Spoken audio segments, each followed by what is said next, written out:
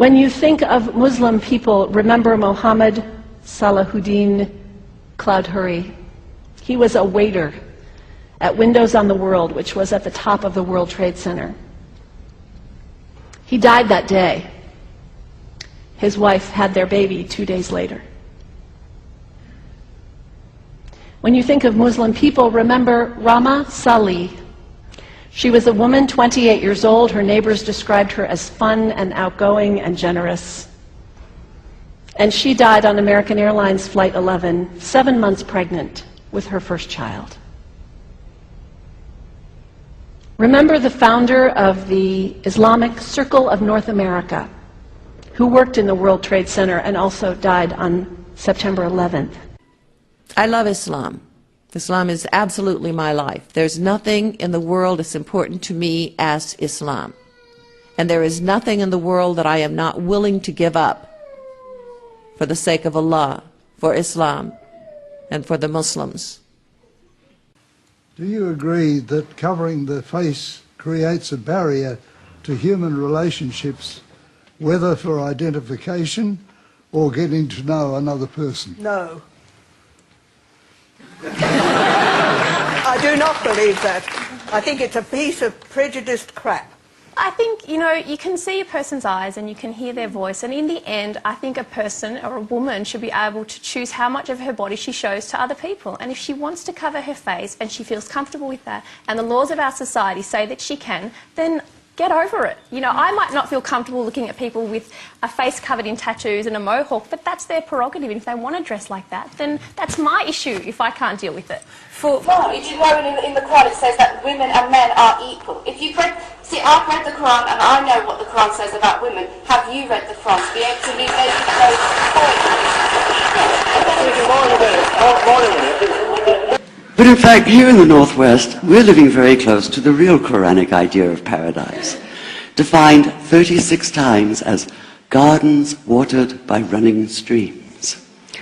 Since I live in a houseboat on the running stream of Lake Union, this makes perfect sense to me. But the thing is, how come it's news to most people? That's a fact. It's an unquestionable fact. Because Islam is everything to me, because I know the power of Islam. I know the power of Allah. I understand Allah's love. I understand His wisdom. I understand His mercy. I understand His justice. And I know there is nothing that is better. And I wish to share this with everyone. And the first thing I had to learn was how to present Islam and how to live Islam. I think if you ask them, I know women that do it. Not one of them does it because their husbands. In fact, I've got female friends who cover their faces whose husbands don't want them to, and their parents don't want them to. But this is their choice. It's their body, and that's what they want to do. All right, The Quran declares that it comes to renew the message of the Torah and the Gospels, so 1/3 of it reprises the stories of biblical figures like Abraham, Moses, Joseph, Mary, Jesus. God Himself was utterly familiar from His earlier manifestation as Yahweh, jealously insisting on no other gods. The presence of camels, mountains, desert wells and springs took me back to the year I spent wandering the Sinai desert. And then there was the language, the rhythmic cadence of it, reminding me of evenings spent listening to Bedouin elders recite hours-long narrative poems entirely from memory. And I began to grasp why it's said that the Quran is really the Quran, only in Arabic.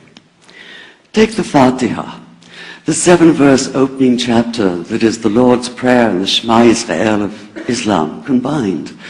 It's just 29 words in Arabic, but anywhere from 65 to 72 in translation. And yet the more you add, the more seems to go missing. The Arabic has an incantatory, almost hypnotic quality that begs to be heard rather than read, felt more than analyzed. It wants to be chanted out loud, to sound its music in the ear and on the tongue. So the Quran in English is a kind of shadow of itself, or as Arthur Arbery called his version, an interpretation. But then you who have an opportunity to interact with non-Muslims, you can say, but consider the time. 1400 and some, what year are we in? 1470, 80 something? Hijrah. This many years ago, think of the time. Female children were buried alive. Do we have any examples of this in our society today? Not in America, but in the world today? Yes. In China, women are killing female children because they're only allowed to have one child. And so they kill the female so that they can end up having a son who will hold the name.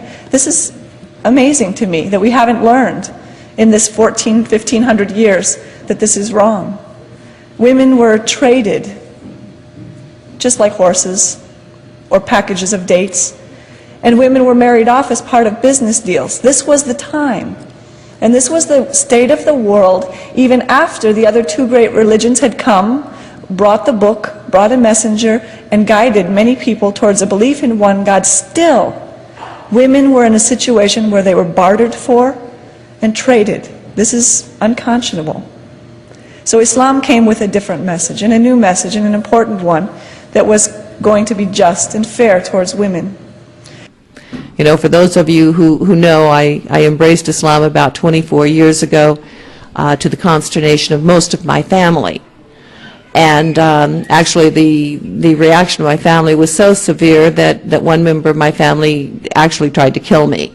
Another member actually arranged to have me committed to a mental institute because they couldn't believe that I would, you know, go into Islam. And yet, by applying Islam to my life, by living Islam, most of my family is now Muslim. Alhamdulillah. But all is not lost in translation. As the Quran promises, patience is rewarded, and there are many surprises. A degree of environmental awareness, for instance, and of humans as mere stewards of God's creation, unmatched in the Bible. And where the Bible is addressed exclusively to men, using the second and third person masculine, the Quran includes women, talking, for instance, of believing men and believing women, honorable men and honorable women. Or take the infamous verse about killing the unbelievers. Yes, it does say that, but in a very specific context. The anticipated conquest of the sanctuary city of Mecca, where fighting was usually forbidden. And the permission comes hedged about with qualifiers. Not you must kill unbelievers in Mecca, but you are allowed to, but only after a grace period is over.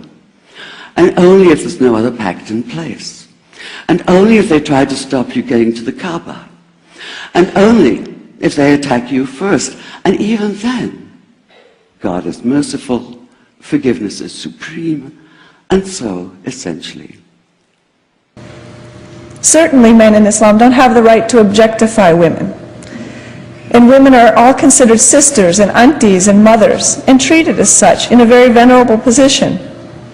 And of course, if you tell anyone that paradise lies beneath the foot of the mother, or beneath the feet of the mother in Islam, they'll say, this gives them a different picture of Islam. Use the hadith and use the Quran in educating others. The media are now calling this a wave of Islamophobia that is sweeping across America. I saw a story this week on CNN about a minister in Gainesville, Florida, who has declared September 11th of this year Burn the Quran Day. Thank you for your reaction. That was mine. This guy is a minister at a non-denominational church called the Dove World Outreach Center. He said all kinds of disparaging, insulting, inaccurate things about Islam that I'm not going to repeat from this pulpit. The thing is that everywhere you go, if you actually are living Islam, if you are demonstrating Islam, you will impact people. And you will change their mindset. This was perhaps the biggest surprise. How flexible the Quran is, at least in minds that are not fundamentally inflexible. Some of these verses are definite in meaning, it says, and others are ambiguous.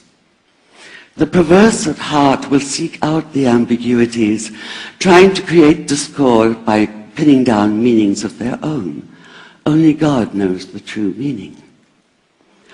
The phrase, God is subtle, appears again and again. And indeed, the whole of the Quran is far more subtle than most of us have been led to believe. About Islam. People feel that the God of Islam, this Allah, when you use the word Allah, it has been given such a negative stereotype in our society through the media that all they hear is Allahu Akbar as people go to kill someone. That word Allah, to everyone in this country, means a harsh God, a frightening God, a revengeful God. And what we have to let people know is, no, Allah simply is the word in Arabic. It's not different than God, the God that sent Abraham, the God that sent Moses, sent Jesus, and sent Muhammad, peace be upon them all. In Islam, we believe in a loving God who would never deny the rights of half of the society, the women.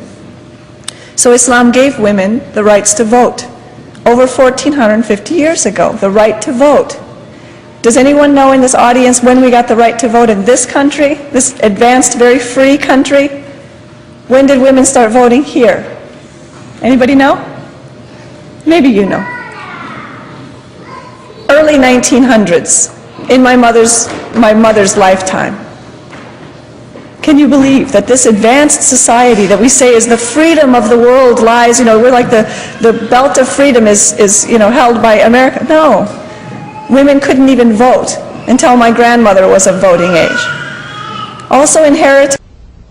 But also, like the Bible, the predominant message of the Quran is of peace and care and loving God, justice, care for the neighbor, care for the stranger. In the Bible, we have thou shalt not kill. In the Quran, we have whoever kills another, surely he is killing all of humanity. And whoever saves the life of another, surely he saves the lives of all humanity. These are words of peace, words of faith, words that could save the world if we would take them to heart. And that number 72 never appears. There are no 72 virgins in the Quran. That idea only came into being 300 years later, and most Islamic scholars see it as the equivalent of people with wings sitting on clouds and strumming harps. Paradise is quite the opposite. It's not virginity, it's fecundity, it's plenty, it's gardens watered by running streams.